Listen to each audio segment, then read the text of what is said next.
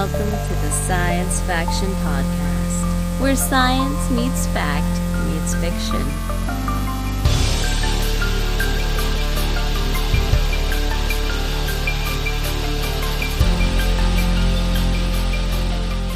This is Science Faction for the week of September 7th, 2025.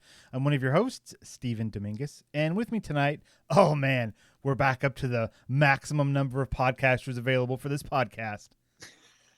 That's me, Benjamin Daniel Wallace. Oh boy, Devon Craft. Yes. I feel like we've had more, but we've had guests on with all three of us. Have we? Yeah, we certainly have. So that's too much. Like, this is the maximum. Yeah, 3 people is the maximum for a podcast. If you have any more, you've got like the quiet one or something, someone who like never talks. I mean, we've got that too. I mean, yeah, we do have that one. As he giggles in the background. Yeah. Oh, what's going on, guys? It's September. We can't forget to wake up Green Day at the end of the month. Don't forget. Everyone. This is like their own like personal Groundhog Day, but it's the Green Day, yeah. When the big question would be, when do they fall asleep? Greenhog Day? September 1st. That's a Grinch movie. Jeez. What'd you say, Devon? September 1st? Yeah. Yeah. When the Hogwarts. All right. Let's get serious now. Let's start this podcast. All right. So, Ben, you and I went out to dinner with our wives. I think we were on a double date. It was you and me, and then our 2 wives. Yeah. You and me were on a date, and we invited our wives, and they were on a date. Yeah. And, at our favorite restaurant. See, I don't know if it's your favorite restaurant, Stephen, but I know it's mine. And, I mean, it's really good. Which word goes first? I always forget. Do you remember? I do too. I think it's Boar and Barley. Okay, though. Boar and Barley. It's our local eatery. That's not how you spell barley. It isn't, but Maybe that is. you keep on trying. You got this. Forget it. No one reads the notes anyway. We and nobody writes the notes either, right? Collectively, the entire internet writes the notes. Thanks, collective internet. Through forced AI learning. But it was delicious. Many laughs were had. And I loudly said, well, I'm here because this is my favorite restaurant, and we received extra free food from the chefs. So you're welcome, Stephen. Yeah, that was delicious. I don't want to burst your bubble, but the table next to us also got those things. Well, yeah, because they can't see that, like, oh, those guys are getting free food, and what about us? Because they were all kind of older and probably entitled white men. They were booming all over the place. You could tell. It was the boom. It was in the air. And so we went around the farm.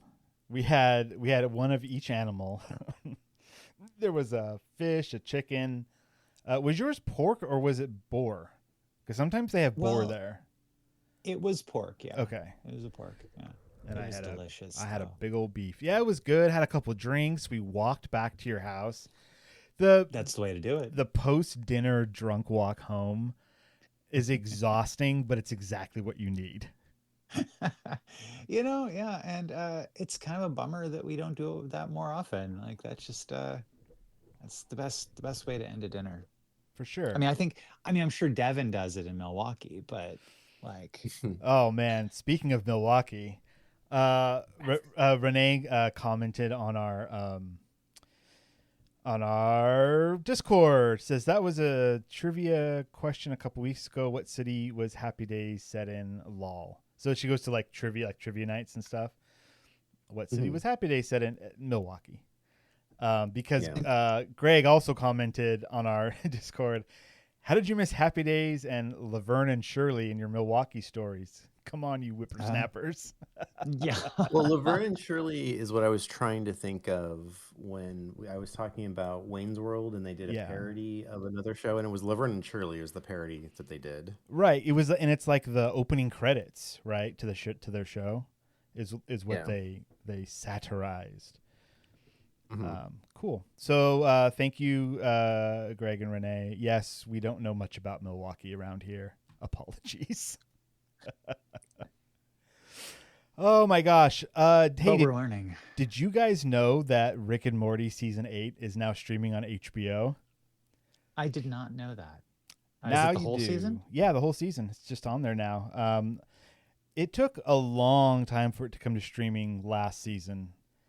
This season, it's like, what, a month after or something like that? Anyways, I started watching them. They're decent episodes. Very violent, though. A lot of crazy action violence in all of the episodes I've seen, which I thought was like, oh, okay, we're not going to talk about science. We're going to shoot things. Okay, that's fine. Yeah, I'll have to look. I'm looking up the episode list just because I saw all of them and I don't really remember them. I'm definitely not going to pay to watch them next season. I'll wait till they come out streaming on a service I already pay for. Because Is it normally I pay for them to, like, I buy the episodes on YouTube so I can watch them right when they come out. Yeah. Is it because of a lack of quality now, or what? Yeah, I mean maybe it's not quality. Maybe I'm just kind of burnt out on it. But like I end up kind of watching them and like not even paying full attention because I'm just like not interested enough. Like I could sit down and watch and give it my full attention, which I do for some shows. But I don't know, for some reason, Rick and Morty, or I'll watch it like giving it my full attention and then get like I'm not really interested, and I'll like play on my phone or something and then not get the full experience. So Yeah. either I'm burnt out on Rick and Morty or it's lost some quality, but It's, I it's wouldn't, still a good show. It's still yeah, I wouldn't say that the quality has gone down. I just think the world around us has changed so drastically from when that show started that it's like the silly stuff they poke fun at. It's not really as silly as it used to be, seeing as the kind of hellscape we're living in. So it's kind of like, yeah, I mean, it's a good show, but there's just so much on our minds nowadays. I could definitely, like, that's how I felt watching it as well. Like, I would start to drift off every now and then. And, maybe it's just one of those shows, and I don't, maybe it's one of those shows you don't binge it. You don't watch a whole bunch of episodes in a row. Maybe you just watch one every now and then, and that's way better than just sitting down and watching hours of it. Who has time for sitting down watching hours of it? But not I us. guess, yeah. I mean, yeah, but that is interesting. I'm not a big binger of shows, and that's maybe I'm old, y'all. But you've watched a lot of Star binged Trek in the past. Yeah, sure. As we gain age, as we get older, there's less binging is less favorable. I want to say. I guess. I believe they're only on season 8. I feel like there's been like 20 seasons of Rick and Morty. It takes a long time to do something like the post-production on that would probably, because that's pretty high quality animation. Yeah. Oh, it looks great still. And they've got I remember like other voices and stuff in now. season 3, like waiting for more Rick and Morty. Like there was a time, maybe it was between 2 or 3, between 3 and 4, when it was like it wasn't being made for a long time, and then when it got renewed, it's like they got renewed for like 70 episodes, and then since then, I feel like they've come out with a lot, and I just think the first couple seasons, because they were so good, and for a while that's all we had. That those episodes each had like a special something to them, and now that it's just like a normal show, it's just like, oh yeah, it's a new season of Rick and Morty, like no big deal, like watch it, don't watch it, whatever. Yeah. So like I guess that's the big question, because they did get 70 additional episodes. Are they now done with those? No, because it's going to be 100 episodes total. Like the full run, Okay. when it all is said and done, is 10 seasons, which I think 10 episodes each or something like. There was Okay, there was gotcha. like a joke made in one of the episodes. It was like 100 years, Rick and Morty, 10, something. Yeah. But it was I want to say 10 seasons is what they were is what the total will be after the renewal. And it could Okay, be that gotcha, gotcha. yeah. So we get nine seasons, and then in like 85 years we'll get the 10th season. Maybe That would be awesome. that'd be great. 100 years. IMDb says that it has up to 12 seasons already, like, planned. Oh, well, yeah, things change. I'm not I'm not paying attention to Rick and Morty news very much anymore. Obviously. How dare you? Yeah, I mean it was cool, and then it got super popular. And sometimes when a show is like, is it going to be renewed? Is it not? Like if it's a decent show, then like the popularity like spikes and it's everywhere, and then like, okay, but now you've got like a ton of years more, and you've got to wait for them to ramp up production, and I feel like so they paused before they were renewed, and then after Roiland got fired or stepped away, whatever that was, I feel like there was a gap there as well. Like the season after that happened took longer to come out as well. Mhm. So, and in a show like that, like, yeah, unless there's big shifts, you get diminishing returns. There's only so many times you can make a Mr. Poopy Butthole joke before it's like, all right, we get it. Well, Like- it's such a wacky show. This happens to most wacky shows where quickly you run out of good wacky ideas, and so you start using bad wacky ideas. And also, you don't know if a wacky idea is good or bad until you make it, and you're like, oh, okay, well, that was a miss. But yeah. you've got to like take a swing and see if it hits or not. Yeah, that's what people So. say. They also did some really original things that now they've started to like copy. So like you'll have Rick and Morty do an episode, and then you have Rick and Morty walk away, and then an alternate Rick and Morty like are the episode, and then the originals like come back in the end. And the first time that happened, you're like, oh wow. But now they've done it a few times. And this season had one of those where like they showed up to the ruins of the Citadel and then like leave, and then there's a whole story with other Ricks and Mortys, and then at the very end, the real Rick and Morty come back and like have some crude jokes at their expense and then take off. And that was all the episodes are good. I like that one especially. But that whole conceit of like, we came up with something unique that is uniquely Rick and Morty, and now we're going back to that well. And I think they're at that stage in their development, their seasons, where they're like going back to their well a little bit, and that just kind of makes things anyways. Well, I'll tell you that if you trust ScreenRant.com, Yeah. they had an article this summer that said 12 years in, Rick and Morty just released one of the best episodes of the entire series, and I'm still devastated. Oh, does it say which So- episode it was? The finale. All right, well, I'm not So, there yet, so we'll see. Like, did they say which episode that was? Because I don't remember what the finale was. I can look it up. Anyway. I mean, you could look up the article I just read the title of, and I mean, it's spoil Oh it. yeah, that was a cool episode. Okay, There you go. it's like, all right, I remember that. I won't spoil it. But no, cool. yeah, don't spoil it, please. But like the same thing kind of happened with Family Guy, where like it came out, it went out on DVD, home sales, it got really popular, got renewed, and now like I don't even hear about it anymore. But they're still putting out like new episodes and all that stuff. So I think South Park's the only one that's really reinvented itself enough over the years that it's still relevant. Yeah. All right, let's But, move on. I also watched Thunderbolts. Oh, good. Um, I hope. Did you like it? I did like it. I Right watched it when it released on Disney Plus. It was a few weeks ago, whenever that was. And I'm kind of bummed I missed it in the theater.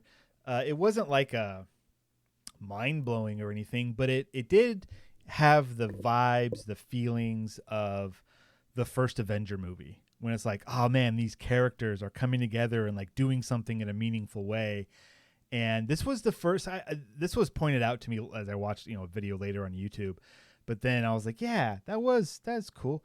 That this is one of the few superhero movies where you see them actually saving people. Like there's that whole action scene towards the end where bad things happening in New York, and they're actually like grabbing people and pulling them to safety, and like, holding things so they don't fall on people, superhero stuff. And that has been missing from Marvel movies for a while. I mean, I suppose. I don't know. I mean, I think that Shang-Chi had that. He was off. They were off in their mystical land. Like that wasn't. No, at the beginning of the movie, there was tons of stuff in cities and stuff. Okay, I'm trying to. I think I only watched that movie once. So I'm trying to remember. I remember a scene where they're like fighting on sticks on the side of a building. Yeah, and then there was also a scene where they're. I think like specifically they're on a bus, and the bus gets like cut in half. Yeah. And yeah, I mean, they're saving people. It's not like the end of the movie, big climactic scene like this one was, but like I do agree that I think that superheroes need to be shown saving the day a little bit more, Right. A lot of times we get wrapped up in their drama and nonsense. And that, well, because that could be they've fun, got main character syndrome, just like the rest of us do, right? And what happens when you get a whole bunch of main characters together to do a movie? You get whatever happened on the set of the new Avengers movie, Doomsday, where apparently two very high, popular, paid actors got in a little spat. We don't know who it is, but people are pointing fingers at Ryan Reynolds. Oh, geez. So I don't know. That's just internet rumor, but I could see him stepping on someone's toes, having the main character syndrome, right? Coming off of his wildly successful, Wolverine or Deadpool and Wolverine movie, and apparently they had to rewrite the scene that those two actors were in to not have them be in that scene together anymore, which is like, that's wild to me. But when you have that many, headliners in a movie, you could just swap a couple people around and no one will notice. We'll fix it in pre. They're fixing it in pre for sure. Anyways. All right. Well, let's move right along to future or now. Now. Now, usually I go to Ben first, but I see that Devon has typed in something, so I want to know about that. What's up, Devon? Give me. All right. Well, I read a book. It was a Dennis E. Taylor book. Bobaverse guy. Actually, right? Exactly. Yeah. Bobaverse guy. Well, Jen and I listened to it on an audiobook on our. I remember. It was a couple of different trips, but anyway, I mostly put it on there because I didn't have anything else to talk about. It was an enjoyable book. I think I've read all of his books, of the Bobaverse books plus his non-Bobaverse books. And his non-Bobaverse books are kind of hit or miss. Okay. Was this a non-Bobaverse book? It is a non-Bobaverse book. Okay. It takes place in the near future. So technology is better than we have today, but still pretty much like, most things are there's nothing really crazy. I mean, all cars are self-driving cars, and they have some better, like, the tech's a little bit fancier, but nothing crazy. Sure. But the thing is, it's from the perspective of a character who works for a asteroid mining company, but asteroid mining isn't a thing yet. They're kind of on the ground floor, kind of like a startup that's going to be the first company to really get into asteroid mining. Okay. And he finds in his lab this fly that is a robot, and then they investigate it, and it turns out this was robot made from pieces from different companies, and so it's like this pirated thing. It has like this AI capability that it shouldn't have. Um, and so the investigation leads to like who built it, where they got the tech, and then like what their plans are, and then it gets into like other AI stuff because that's kind of the big part of the book is like there's a global organization that like monitors AI, and so if there is anything that is like an actual like threatening AI or a general AI, then they come and investigate, and so it kind of gets into that. Like an AI watchdog organization, something like that. Yeah. Okay. Yeah. And then there's like there's like an eco-terrorist organization that comes into play, and then all these other things. So it's kind of a fun like mystery, like putting all the different puzzle pieces together. It's got his typical style of humor and references. And I listen to the audiobook, and all his audiobooks are read by Ray Porter, who's a really fun narrator. So if you've listened to the Bobaverse books, it's the same narrator as those. So. And I would just say, real given all his non-Bobaverse books, I'd put it towards the top of the list. okay. Would Bobaverse books be at the very top of that list? Yeah, his best stuff is still the Bobaverse books. So just real quick for those people who are listening who don't know what we're talking about when we say Bobaverse, Dennis E. Taylor has a series of books that are collectively known as Bobaverse, and it's about a Van Neumann probe named Bob. It's like a dude gets his brain put into, or his mind put into AI robots to go, and they go and start exploring space and replicate and form communities. It's a whole thing, and they're excellent. They're really well written books and fun and kind of low stakes a little bit. I mean, I'm like, no, not low stakes. I don't ever feel like they do. Well, if you think about it, like, I feel like in it's pretty high stakes. Okay. It's like or it's like moving humanity to a new planet. That's low stakes. There's a menacing alien presence that they have to confront. Okay, fair enough. Okay, I was downplaying it then. If you've gotten to the apparently. fifth book, there's like a galaxy-wide. It's kind of like, okay, I haven't read that one yet, so that's why I don't know then. yeah, no, it's not low stakes. Well, okay, but it's so fun. It's I guess everything, like there's like, what don't we say, like comfort now for everything, like comfortable apocalypse or comfortable murder, or what's the phrase now, like, oh, that must be a Texas thing. No, cozy. Yeah, cozy is the word. Yeah, so it's like cozy Sci-fi. apocalyptic sci-fi. Yeah, cozy. I gotta write this down.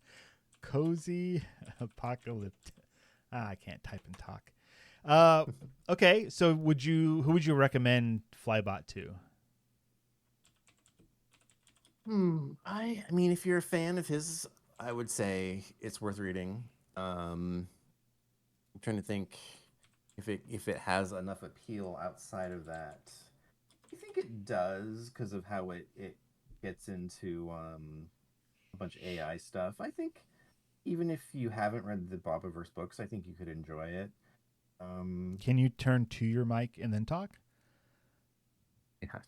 That'd be great. Thank you. I don't know, anyone who likes sci-fi, I guess. Okay. Would enjoy it. If you dig on sci-fi, then that's the thing. Is so I was reading. So he has a book called Outland, which is one of his first books he wrote, but I don't think it got published until after he was already like known for the Bobaverse books. And so it was a little rough because it was one of his earlier written books. Okay. And it was okay, the first one, and then the second one, like I read, and I was kind of like not that interested in it. Trying to think of what my point was, but so I wouldn't like. He has some books that aren't great, but like his style. Like, okay, that's what I was gonna say. So his like reading the second Outland book, which was more recent. It's not very, I guess serious may be a better word than hard sci-fi, because it does get into a lot of like cool sci-fi concepts and stuff to make it more hard sci-fi. But sometimes the humor is makes it feel a little too light, and you're like, well, and maybe that's why, Steven, when you say in Bobaverse there's not a lot of stakes, because it doesn't feel like there are because of the way he treats it. Casual So sci-fi. maybe that's where the disconnect comes from, because Yeah. when I was reading the second Outland book, I was like, I'm not really into this. Like, if you're gonna, like, I want something more meaty, so it can be like that. That's why I think the cozy moniker maybe fits better with his approach to these things, because it is a little bit more lighter than it could be. Yeah. I gotcha. So if that sounds like something you would enjoy, check that out. Let's move along. Ben. Yeah. So, Welcome. as I've been known to say all the time, I'm going to file this one under Star Trek. Hell yeah, brother. Hell yeah, brother. So, yeah, this is from an article on Trek Movie, and Noah Hawley reveals how his shelved Star Trek movie connected to the Next Generation. Who's Now, Noah Hawley, we might ask? Who's Noah Hawley? Exactly. So he's the current showrunner of the television show Alien Earth. Oh. And he also is the writer, director, producer behind the critically acclaimed FX series Fargo, which I've heard a lot of great things about too. I've heard good things about that as well. Yeah. So back in the summer of 2020, Paramount Pictures was a couple weeks away from starting filming a brand new Star Trek movie. Oh, did COVID kill it? Not necessarily. Oh, okay. Likely it was something else that killed it. But basically, I guess they were on the runway to start shooting in Australia when the project was just halted. And in talking with Men's Journal about Alien Earth, the subject of his abandoned Star Trek project came up. And he did say to Ryan Britt of Men's Journal, I guess the thing that might stick with people is that there was an unboxing of data, the idea of the android, and that was to become an element in the films. Huh. He really likes artificial life, doesn't he? Yeah, right. Yeah. So, which I suppose is a big theme in Alien Earth, from what I understand. Definitely, too. Yeah. So, likely that there's a few different things here. The idea was that he was trying to make a film with an entirely new crew, new cast, just in a new part of Star Trek we hadn't seen before. He said, and I quote, "It was an adventure. I loved the Wrath of Khan. My favorite moment is when William Shatner puts on his reading glasses and lowers Khan's shields. It costs nothing, but I love that creative problem solving. They outsmarted their enemies, and that's my favorite kind of storytelling." Yeah. And that's beautiful. Yeah. And so the basic idea was that it was shelved when a new executive came in. Basically said, "Are you people crazy? This is an untested crew. This is an original idea. We don't know if this is going to work or not work." Original ideas from new people. Ew. Yeah. Get Abrams on the phone. Tell him something red's taking over the universe. He'll film it. Which, it just kind of sounds like a executive logic, right? Yeah. You go for the no. I mean, really, in this economic climate, the thing that makes money is the thing that they're going to try to do. They're not doing this for artists to be fulfilled. They're doing this for their pocketbooks to be fulfilled. And sometimes that's just pumping out whatever is easiest, as long as you get yours in your pocket. And, that's how business works. So, yeah. And thus, no Noah Hawley Star Trek movie for you or me at the moment. I mean, it's Alien Earth. He's doing. It's been very well received from what I've seen, And I've also been immensely enjoying it now. I was iffy on those first couple episodes, but this last one, Ben, are you okay that I segue away? Are you done with what you were talking about? Sure. Yeah, I'm done. Fantastic. I don't need to talk about Star Trek anymore. The 5th episode of Alien Earth was a flashback episode. Okay. In the first episode, hey, Renee just said this is the first time I've ever seen you guys recording on here. I would say hop on. Hop on. Let's see if she shows up. So we're talking. So that first episode is like an in media res situation where there's a ship. It's like crashing onto Earth, and like that's how it starts. How did that ship get in that situation? That's episode 5, and it is not a like. What it is not is a retelling of the movie Alien. What it is a wonderful hour-long Alien movie that is both familiar and brand new at the same time. Okay. And so, yeah, it was just so good. And then it's good from the point of view of like, here's a ship. There's aliens on board. Oops, aliens are getting out. Now things are in trouble. Now we're crashing. Like that whole scenario, the way it's told, the way like you as the viewer know where the story ends because it's where the series started, right? Like you know what's going to happen. You know who's going to survive and who's not. But like the surprises for some of the dead bodies that they came across in that first episode, and you see people in like weird places with weird things, and you're like, we don't know how they died. That's strange. Well, now you see it. And like some of those reveals were a whole lot of fun. Stuff you don't expect, brand new things that, is wonderful. Alien Earth, episode 5.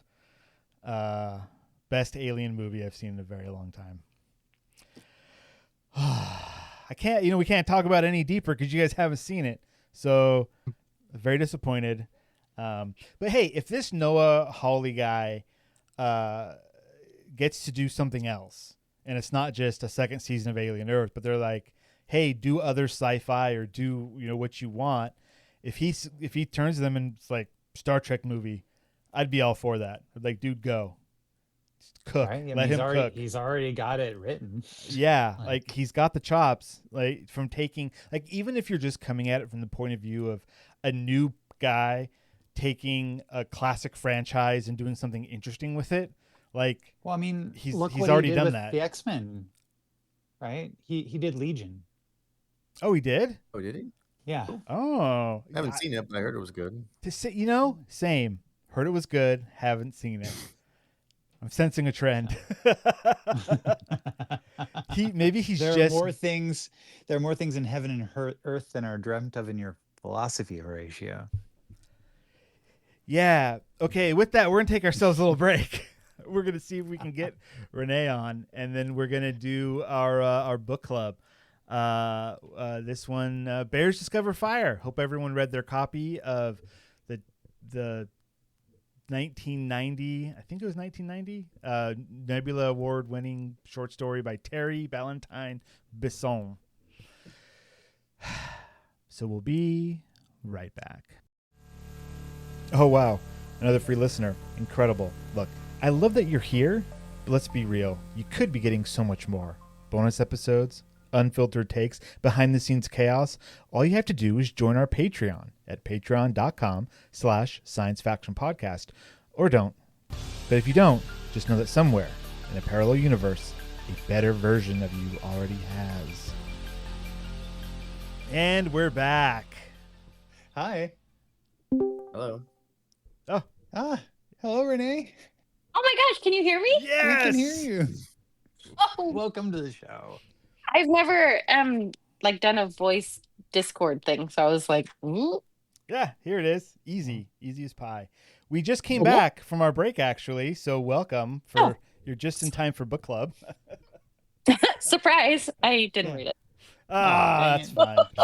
Well, we're gonna spoil it for you, Renee. I hope you like spoilers. On like your 12-minute books, I think I'll be okay. And a big thank you to our patrons. That's Renee and Josh. Thanks so It's much, me. y'all. You're welcome. Hooray. Josh, come on the show. Come on. Be cool. I'll touch base with them. We'll see if we can make this happen. That'd be great. Yeah. How was Comic-Con? Amazing.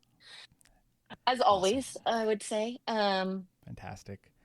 It was a bit of a different year. My kids are getting older, so they're pickier about the things that we see and do. I can't just drag them into whatever I want to see, but Oh, okay.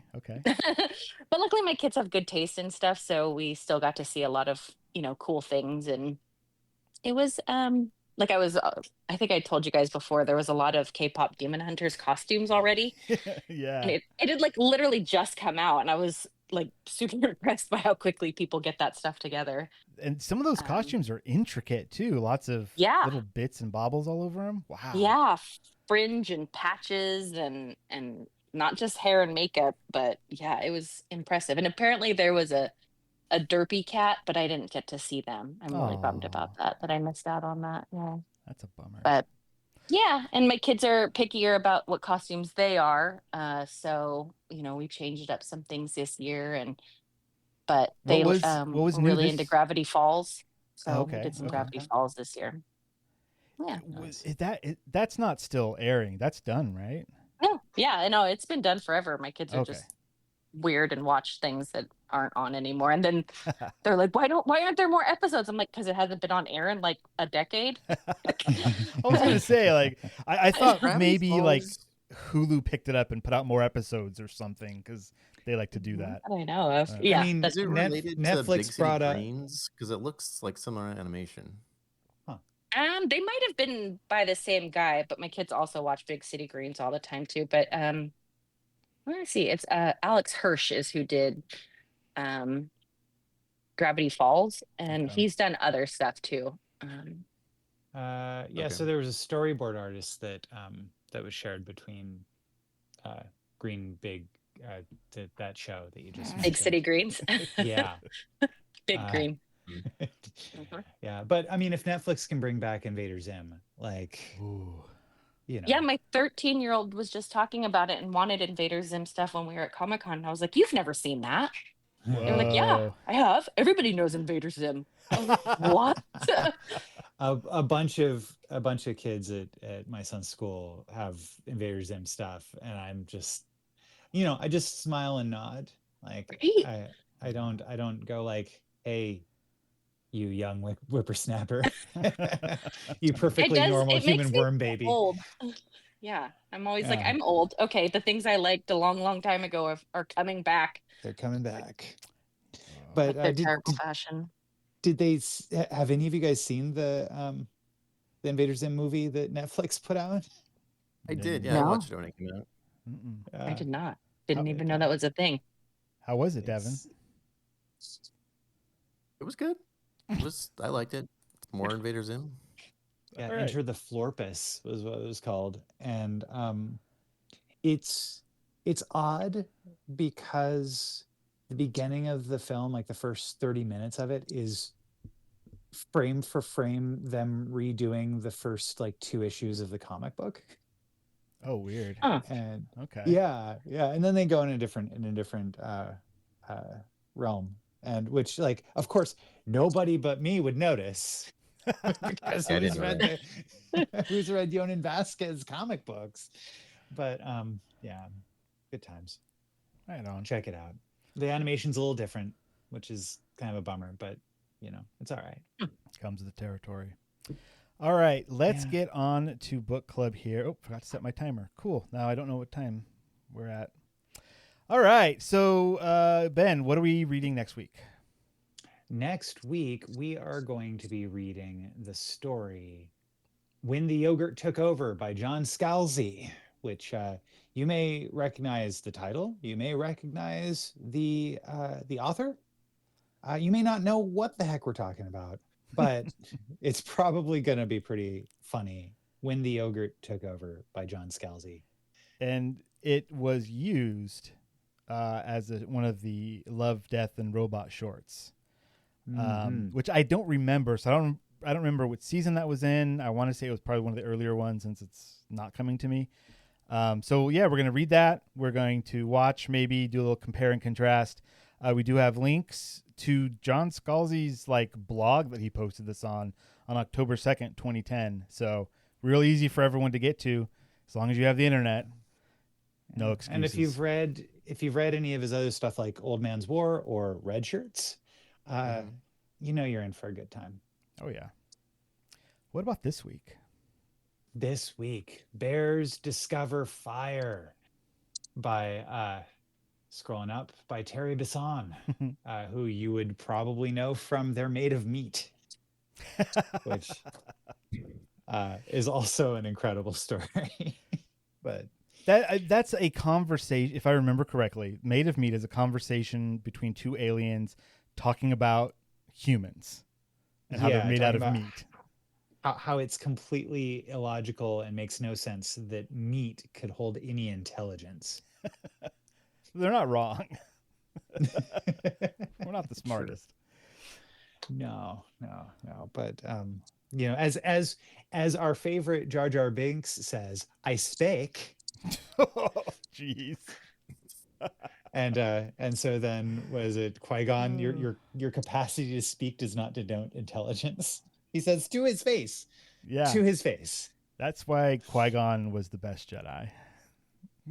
He didn't take any guff. All right. So Bears Discover Fire. When I read this, I recognized it. I was like, I think I've read this before, but then it got to some parts that I really did not remember. And there was a Dust adaptation, which is Dust is like I don't know if they're YouTube based, but they post a lot of cool sci-fi shorts on their YouTube channel. And apparently they did this story.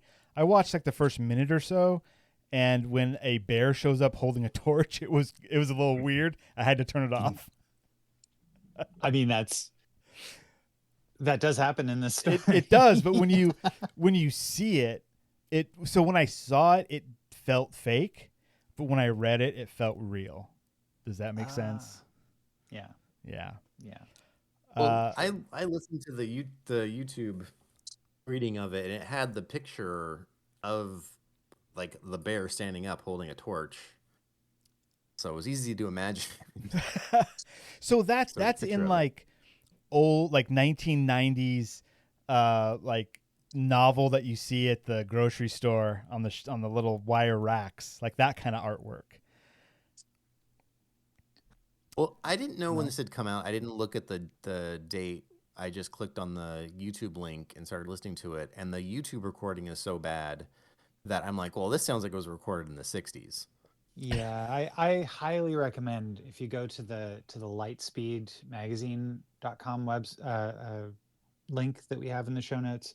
There's a big listen button there in which you can listen to the podcast in which they narrate this, and it's an award-winning, like the Lightspeed podcast has actually won a Hugo Award for how well it adapts stories in audio format.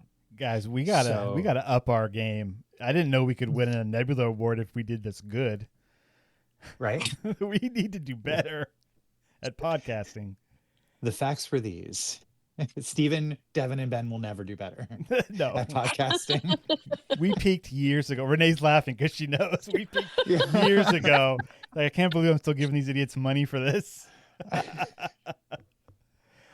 What a good time. All right. So in Bears Discover Fire, it's really a story about humans in kind of the Southeast that are dealing with the fact that they're living their lives, and everyone's just kind of like the media has taken over, or rather has been taken over by this idea that, hey, bears are now walking around with torches and starting their own campfires and just sitting around and chilling out, eating these new berries called new berries that are kind of sour, kind of sweet. So, well, they said they were so sweet. They were sour, They were something bitter. a bear would love.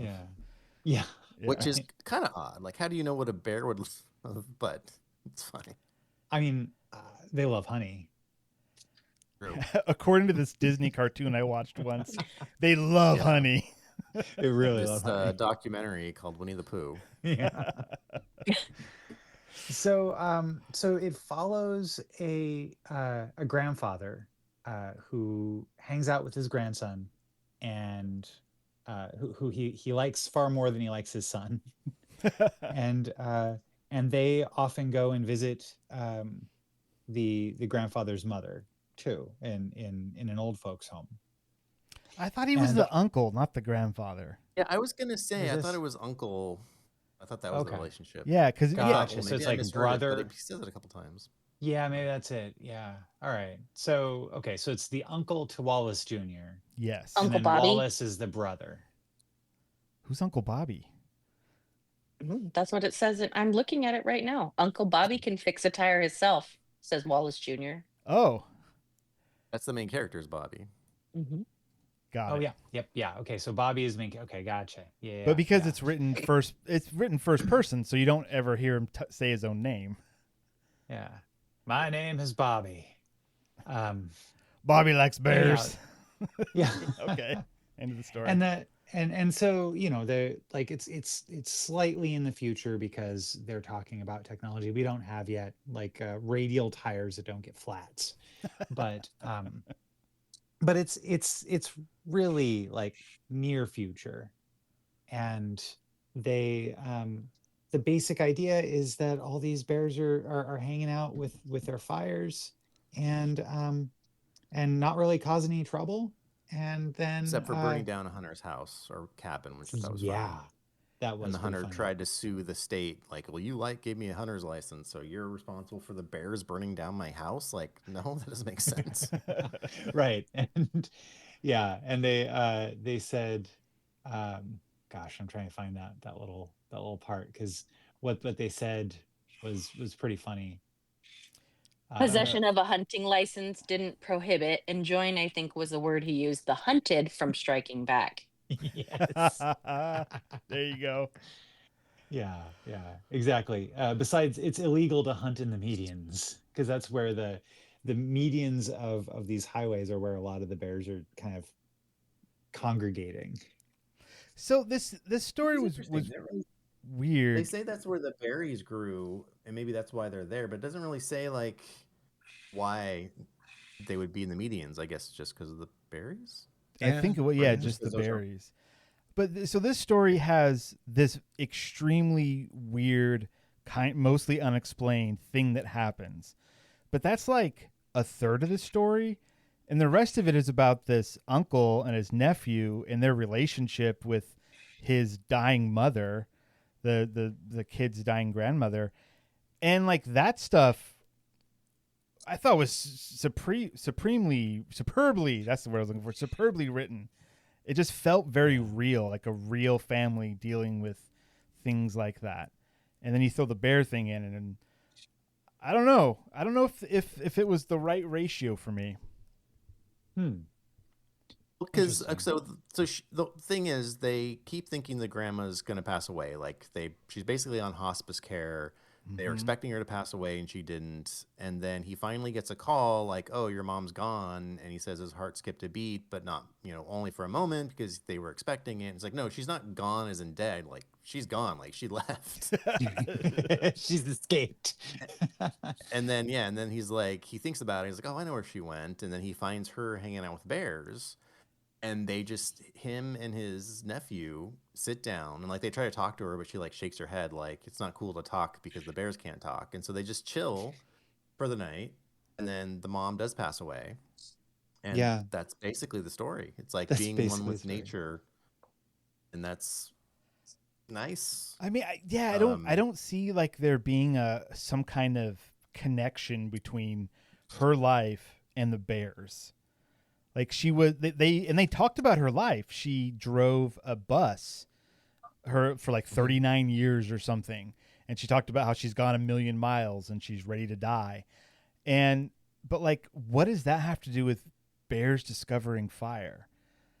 Like they just seem like two radically different stories just meshed together in a way that works, but it's just kind of strange and odd. I don't know. It's Well, interesting because humans. it reminds me a lot of the work of Haruki Murakami. Uh, I read his novel The Strange Library, and it's very much like this, just matter of fact, lots of weird things happening, Matter of and fact, that's a good way to describe the story. Like, yeah, the bears have fire. Can we move on? why are we still talking about this? And she did say when they were visiting her that like all that's on the TV anymore is bears. And so I could see her getting like obsessed with it because that's all she has to entertain herself is the TV. And they kind of explained that her home is like that. I don't know. And they Well, so also I was talked about it explaining. 22 a lot. Anyways, go ahead. Oh yeah, it has kind of a southern feel to it because they talk about hunting. Like a kid always wants to have a gun with them and that stuff. But so I was tonight when we had dinner, I was explaining to Jen the story, and I was like, "Oh yeah, it's about bears, learning to use fire." And I think Nolan started asking me questions about it, but he didn't catch that it was a story that I was reading. He thought it was like a news thing. Oh, no. But the thing is, he wasn't like he was like surprised and interested, but he wasn't shocked. Like if someone told you, like seriously, you're like, "Oh yeah, I just heard on CNN. Do you realize that bears are like starting like campfires and they're like walking around with torches? Isn't that interesting?" And be like, "What? There's another intelligent species on this planet that's going to try to like overthrow us? Like that's." But it's just funny because as a kid, he's like, "Oh, that's a new news item. Like that's interesting." I'm like, "No, that's insane." It was cute. You gotta up shoot. Sorry guys, it's been a long day. It's all right. It's all right. Well, I'm Skepticism. curious, so, The skepticism. You gotta up the skepticism with that Yeah, boy. Teach him to I be more guess so. skeptical about when people say bears have fire. So But like so every I children's book they read has anthropomorphized animals, so Well, why true. not? Oh, fair Yeah. enough. Yeah, that's a good point. But also, I talked to him a lot about like science and skepticism and stuff. So him hearing it from me, he'd probably be less skeptical hearing it from Oh, me. yeah. My skeptical father says bears have fire now. I must believe. So Stephen, Yeah. I know I name dropped Haruki Murakami. Yeah. And I know you've read 1Q84. I've read part of it. Is this kind of a similar like feeling? Yeah, to well, that? so that book has two vastly different stories running concurrently from the point that I've read the book. I think I've read like almost half of it. And have either of you guys read it? I have not. Okay. I've never even heard of who you're What? speaking of. Oh, okay. All right. Well, then- a Japanese author, science fiction author of great renown. So what I had heard about the book, though, that got me interested in reading it is that these two stories that are running concurrently are also in parallel universes. And Ooh. the way that the chapters go, like there was some other like keying in to knowing like which universe you're in, because those same characters also exist in the other universes, but you're seeing them like on it gets a little confusing after a while, but it was very well written. But to answer your question, Ben, I think is the very matter of fact writing. Yes, that is definitely how their writing comes across. Yeah. Like this one. Is that what you were asking? That's exactly what I was asking. Well, Yeah, I was just fantastic. kind of We curious, got like there. if you we did a long What a journey. long walk around. Yeah. But not all who wanders are lost, evidently. But I am. So one, they did attempt. There's like one paragraph talking about like why the bears are doing this, and they said something about how because they have fire now they can stay. They don't have to hibernate now, and that's allowing them to remember. And like there was that whole aspect of it that I was waiting to be expanded on. Like, oh, now the bears have guns. Oh, now the bears are talking, or something. But they never that never gets to another step, and they never really dive into that. So Maybe that's what I was wanting, but I didn't get out of this story. That's okay. Still a very good story. Yeah. All Indeed. right. And be like be respectful when you hang out with bears around a campfire. Like Yeah, shut your mouth. yeah. Shut your mouth. Just Enjoy the chill. fire. Just chill. Mhm. Be like a bear. Steven, Yeah. this author wrote some Star Wars books. Have you read his books on those? Or Legends? What are the titles? Boba Fett, The Fight to Survive, and Boba Fett Crossfire. No, I have not read those. Wow. I didn't realize that. That's interesting. I was just looking at his Wikipedia because I saw that he lived in California. So I was just trying to see. Sorry. No, you're fine. Go. Oh no. There was this one Star Wars book where the banthas learned to make fires. No, Devon, stop. Come on. I feel bad interrupting her because I'm like, no, it's just a really stupid joke I was going to say, so I really shouldn't even. Oh, good job, Devon. Yeah, no, I have not read those, and in fact, after the Disney purchase, and they said none of it counts anymore. Like I never went back to any of those older Legends books now. Yeah. But I He should wrote check it. that out. These came out like 20 years ago, 2002. Oh, wow. Yeah, Way also long wrote time ago. He also wrote the novelization of The Fifth Element. Yeah. Oh, So- wow. He did a Awesome. lot of novelizations, or quite a few, of like big, well-known things. Galaxy Quest, Johnny Mnemonic. Wow. I'm like, ooh, yeah, Okay. Yeah. Awesome. random. Well, Right on. with that randomness, let's wrap this sucker up. Renee, thanks for hopping on out of nowhere. It's a lot of fun. I know we've been talking for weeks to get you on and talk about Comic-Con, and our schedules have been nuts. So that's why that hasn't happened. Yeah, it's fine. But we should be recording. We're hoping that this time slot works for us better to record. So if you hop on more, maybe you just hop on more. And I'll just come harass you guys just because I pay you and you can't tell me no. That's how investors work, It would, right? Yeah, it would not be in our best interest to tell you no. That's for sure. Hey, look, I'm going to withdraw my funding if you guys don't start counting results. Oh, suddenly the show's got really real. All right. Well, thanks for joining. Thanks for being a patron, Renee. Really appreciate it. Devon, do you have any final thoughts for us besides pulling your funding? No, I don't. No. Ben, any last words? Something I've learned recently from personal experience, 90% of bald men still own a comb. They just can't part with it. Good night, everybody.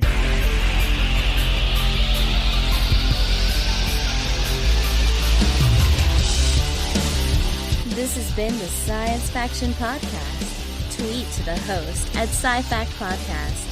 Email them at sciencefactionpodcast@gmail.com and visit sciencefactionpodcast.com for more episodes.